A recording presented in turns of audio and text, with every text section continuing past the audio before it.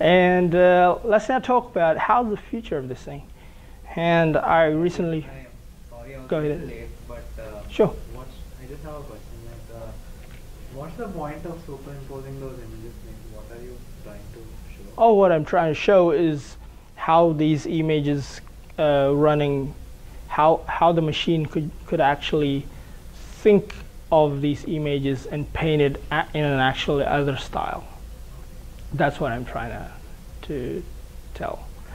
And how the future will look like, it's going to be bright. There's this new journal out from, if you know this guy, the one from the bottom right is Roger Penrose. He's Stephen Hawking's advisor. And there's Professor Stewart, I think, Meadow from Arizona State. And they basically realized that the wiring in our brain is not 0, 1, it's qubits. And what it actually does is what our brain is actually a quantum field of a qubit network. So it doesn't actually goes linearly like 0, 1, but it actually can process qubits one at a time. So that's why we have this cool consciousness from evolution. So last and not least, I want to finish my talk of Arthur Clarke quote, "Any sufficient advanced technology is indistinguishable from magic." Thank you.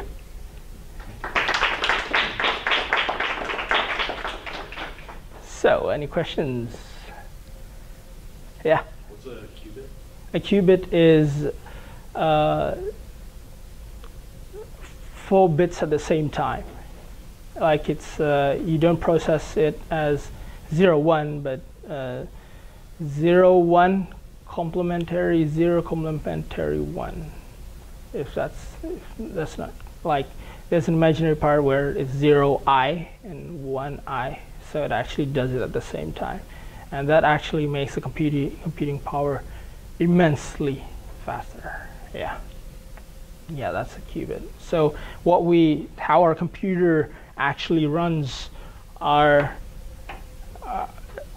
in terms of bits, 0 and 1s in transistors. But what the newest stuff that, say, NSA wants to do is to process multiple bits at the same time. It's called parallel computations. So it makes it to the factor of 4 times faster, to the factor of 10,000. I forgot. So it makes the computer way faster, and it goes to another field of cryptography, where our base numbers we could crack a lot of encryption systems using qubits. Yeah. Can you explain any difficulty in displaying the 2 pictures together? Difficulties. Yeah. So what's the challenge? There's several challenges, like the pixel sizes. If you have, say for example, what we have over here is pixel sizes of 500 to 500, and the algorithm goes really fast for that. But when you actually get to like 1,000 to 1,000, like our wallpaper, or like 2 times our wallpaper, the algorithm goes n times 3 ONP slower. So it gets really exponentially slow as the pixel increases. So that is also why in the 70s the neural network revolution didn't happen, because there's not enough computational power to produce these kind of results. That's one hard thing. The second hard thing is actually finding a GPU computer. So as my computer broke down a couple of weeks ago trying to run this, and I needed to rent computing power from Amazon, which is one of the fastest. So when you run like servers for Facebook or like for Uber, they run it on Amazon, and or Netflix, they run it on Amazon. Oh, that's you need these immensely powerful computer or to run this algorithm, and that's all that also poses a challenge. So if you want to run this in other domains, like not only in images, like for biostatistics, I suggest you need like GPUs or run it on Amazon. That's one thing, and another one is computer knowledge. That's second. Sometimes the model breakdowns, like here, where is it? Sometimes, like there's several, you need a lot of programming understanding of libraries of images, and that poses a challenge. That's so far the challenge that I've had running this algorithm. How clear does the image have to be? Like, what if pixels are missing? Suppose if I have a piece of paper and I have oily fingers and there are stains and watermarks, will it still be able to blend? Like, Yeah, it will. Problem? Yeah, it will. But actually, if so, what it needs actually two types of inputs here. If you can see, the right thing that I highlight is the SLG, like the photo that we took, and there's Starry Night over here. That there's the style. So if your style image is blurred, it will make as your blurred image. So yeah. Can you go back to the slide real quick? There you go, buddy. And go back to when you had the like right before the clouds, you had the painting. This one? Yeah, that one. All right. So wait, can you explain? Because I don't think I quite understand. Mm. What are we seeing on the right-hand side? Is that like It's because Mhm. you know, I can notice that it's a little swirlier than Yeah. before, but is that like I don't understand. all right. So this part is where the Google research created what is called a dream network. Okay. It only inputs like cats and dogs and a lot of stuff of images like that from YouTube, and it just inputs one image of a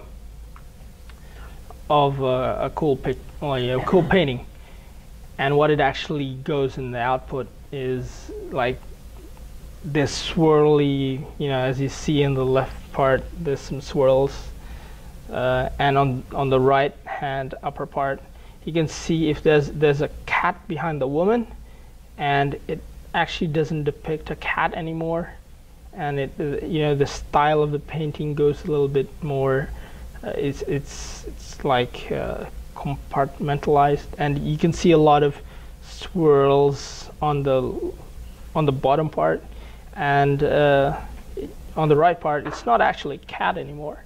The left part, it is. So there's it actually the algorithm tells that the computer could actually dream of something.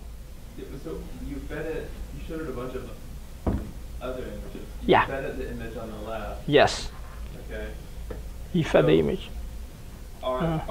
Is the different variation and contrast in these different images like its focal points or something like that? Like the one on the bottom left Mm-hmm. is very. How do I say it? Seeing this correctly, it's got a lot of. It looks like it's really bumpy, and then the top right one's a little swirly. The Yep. top left one's a little wavy. But like, my question is like, what? What the algorithm does? Well, so it took that image. Yeah. And then. It has multiple like outputs. That's the interesting part. Like. But what is it? What is it learning? Do you see what I'm saying? Yeah, I know. I Yeah. don't understand what the images So- are right on, so, just like- varying something in the Okay. on the left. Well, I got it. So like, if I don't get it wrong, like, what it actually does, like, what's the point of it, right? Like, usually you use it for pattern recognition, and this time it's a reverse. Like, it actually tries to make the process reverse if you can think and recognize pattern. If you see patterns, can you actually think? Like do it in reverse. And It's getting like the different forms. of yes, images on the right, yeah, and then it's captured those what it considers general features from the image on the left-hand side. And so then if they were to feed in, you know, the portrait of us Yes. style, Yeah. it would try to imitate That, those features yes. into the image that it's seeing as it's sending. right, yeah, that's how it is. So yeah, imagine what the computer could do in a couple of years. So that's People also use the algorithm for like dimension reduction. no, they don't use it for dimension reduction in my understanding. Yes.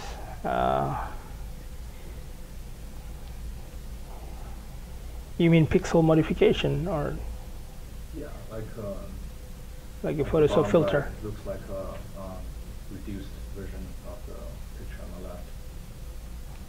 Oh, no, it actually doesn't. Yeah.